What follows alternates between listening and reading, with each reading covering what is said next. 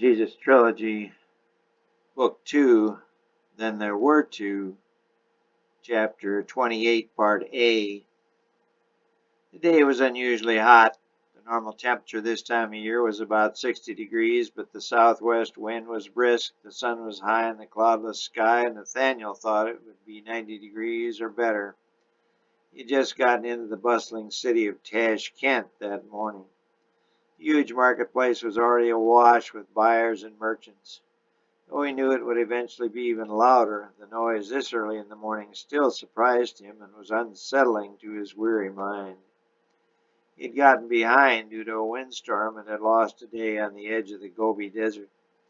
The main highway ran along the southern edge of the Gobi, but when the strong northwest wind of a desert storm came up, the visibility went to zero. Whoever was traveling in that area had to stop where he was, pitch his tent, and take whatever cover he could. Not only the individual suffered, but also his camel and whatever livestock he was utilizing to make that journey. It was about a 2-week journey from Damascus to Tashkent. This was the main trade route connecting the known world. From these two hubs of Damascus and Tashkent, roads led to other smaller markets such as Jerusalem, Tyre, Calicut in India, and Beijing in the Far East. But these two massive cities were where it was at, where the major markets were, and they were indeed huge, bustling metropolises. In Damascus, the main market covered an area that was some 20 blocks square. It was called the Damascus Square. Nathaniel often wondered which brilliant soul had conjured up that name. It was miserable to move around in, and security was nearly impossible. The Damascus police were undertrained and undermanned. But the merchants had their own unwritten code, and if a thief was caught, he would be marked with a brand in his forehead. Thus, he could never work in the merchant business again, ever. In fact, he would have difficulty finding work at all. Occasionally, one of the crooked merchants would turn up dead. The body would be deposited on the steps of the local police station. But the ensuing police investigation was always an exercise in futility. Tashkent, on the other hand, was quite different, and Nathaniel much preferred trading here. The city was walled, but it was shaped like an eel, long and tortuous.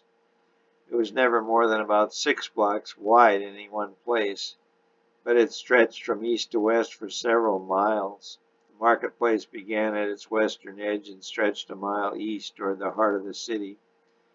Nathaniel liked this name, Miracle Mile. He didn't know what the miracle was. He just liked the name. It had a nice ring. Security was much better here. Seldom was there trouble. And though it was even more crowded than its western counterpart Damascus, it was far easier to get around in. All the hotels were close, no more than a block off the main street of the Miracle Mile. He had no problem getting through the West End gate, and the traffic wasn't terribly heavy except around 5 o'clock in the afternoon. He eased his camel down the road past the row of merchants. The little children would come up on occasion and beg for pence, but he would shoo them away. If he gave 1 pence to one, he would have to give it to all and soon would be out of money. He did well enough as a cross-country merchant, trucking dry goods mostly, and occasionally some spices and foodstuffs. But times were hard all over the world.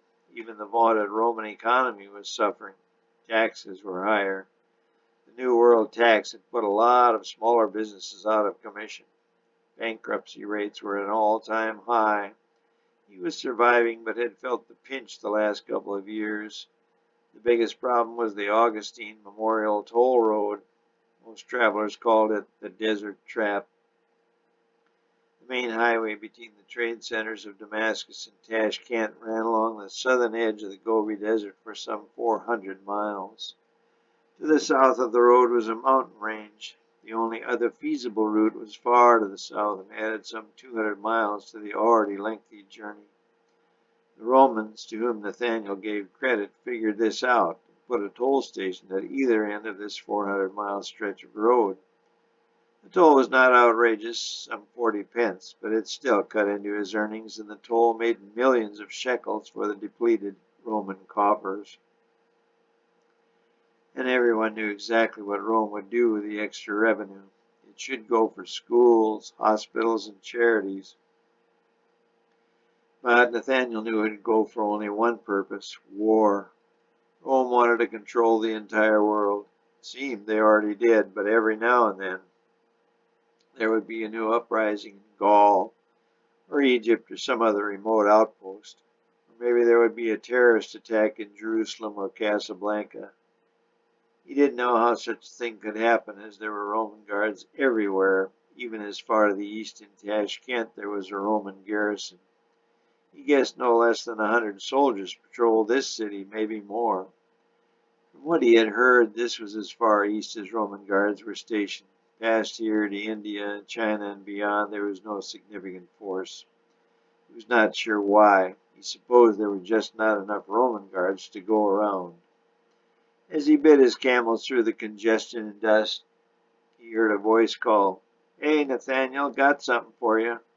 He turned and saw his good friend Thomas smiling at him, hand held high. "I'll be back in a half hour, Tommy," he called back. "I've got to get these goods down to the Sea Mart before noon." Sea Mart stood for China Mart. It stood at the far eastern end of the Miracle Mile. Nathaniel would sell his Persian rugs and other cloth materials and pick up fine Chinese silk bolts to take back to the western markets. If he got to the Sea Mart earlier in the day, he would have the better pick of silks. His camels could haul 500 pounds each in their large packs. He used to trade in a lot of different commodities, but had developed a reputation for picking the finest silks and the best Persian rugs and other Arabian cloths. So he concentrated on these areas and had gained a bit of notoriety as an expert, often being consulted by other vendors. He could spot a fake rug a mile away, and there were a lot of them for sale. He spent the better part of 2 hours haggling with the Chinese salesman over his Persian rugs and cloth goods. Finally, he got his price. He and they knew he would. It was just a little game they played. He rather enjoyed it, despite his exhausted state, and even in his weakened condition he still would have enough energy for an evening of fun and relaxation and more fun. His sale complete, he headed over to the silk mart and began sorting through the materials. He selected bolt after bolt, noting there were some unusually beautiful materials this day. "Where'd these come from, Chinaman?" he asked bluntly. "The name is Song, Mr. Song, to you." "Well, sing me a song, Mr. Song." "Later. You buy first." "Where'd this come from, Song, or Mr. Song? I've never seen anything like it."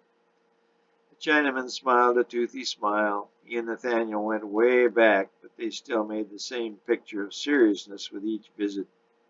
"Shanghai. Finest quality. You want some?" "Well, that depends. What's the damage for these?" "1.5 shekels per bolt." Nathaniel ran his hand over the silky smooth surface of the material. He had never seen more beautiful shades of pink, lavender, and indigo, so rich, so deep, so elegant. Yes, elegant. "1.5 shekels," Song yelled. "Mr. Song, this is just Chinese junk." He kept rubbing his hands over it. It was almost magnetic. Mr. Song noted Nathaniel's admiration of his silks and said, "That silk has power." A grin gradually etched Nathaniel's handsomely rugged face. "What power is that, my dear Mr. Song?" "The power of love, Mr. Nathan," Song continued. "Make a dress out of this cloth, put it on a beautiful woman, and she will have power over you forever." Nathaniel couldn't contain himself any longer. He began to chuckle and finally crescendoed into gales of laughter. It was infectious, and soon Mr. Song was cackling right along with Nathaniel. Some of the other workers joined the mirth. Tears finally came to both Nathaniel's and Mr. Song's eyes. maybe, maybe, Nathaniel lost it again. Finally, the hilarity eased. "Maybe I'll test your theory tonight." Nathaniel broke up again. Mr. Song had regained his composure by now. "No theory," he said. "This is fact. Like old Chinese proverb is fact. This is fact. I tell you what, China. Okay, Mr. Song, you make me a size 4 dress out of this here cloth, and I'll test your theory tonight. there's power in your cloth, I'll pay you the 1.5 shekels. If not, you give it to me for free. Mr. Song smiled, clapped his hands, and immediately a young Chinese woman came out from the back room. Mr. Song told her something in his Chinese language. She grabbed the cloth and went back into the room. Nathaniel took these events to mean that they had a deal. Pretty little thing, he said to Song. What's her name? That's my daughter, Sing. Sing Song? Nathaniel mused. Chinamen sure had strange names. He sure wouldn't mind singing her song sometime. Both he and Mr. Song knew of Nathaniel's penchant for dark, petite Asian women. Tashkent was full of women of all types. Most had their own agenda, and it always seemed to involve money. They would grant favors of one kind or another in return for some kind of monetary gain. Nathaniel's first wife granted him many favors over their 10-year marriage, and she got money in return. Rather, his money. Nearly all of it. But somehow he survived. He wasn't sure which was worse, 1 hour of love for a shekel, or 10 years of love for 10,000 shekels. Neither type of woman really loved him. They just wanted his money. Maybe that was the power Mr. Song was talking about. Rather than power, it was control. He was overthinking now. He was consequently very careful about giving out his money and his affection. He didn't think he would survive another divorce monetarily or mentally. However, he had been seeing a beautiful petite Asian girl now for over a year. They would meet every time he came to Tashkent, which was unfortunately only once a month for a day or two at most. No time or money for vacation. Chandera was her name. He became aroused every time he thought of her and her beautiful waist-length hair. He would see what kind of power Mr. Song's silk would bring tonight.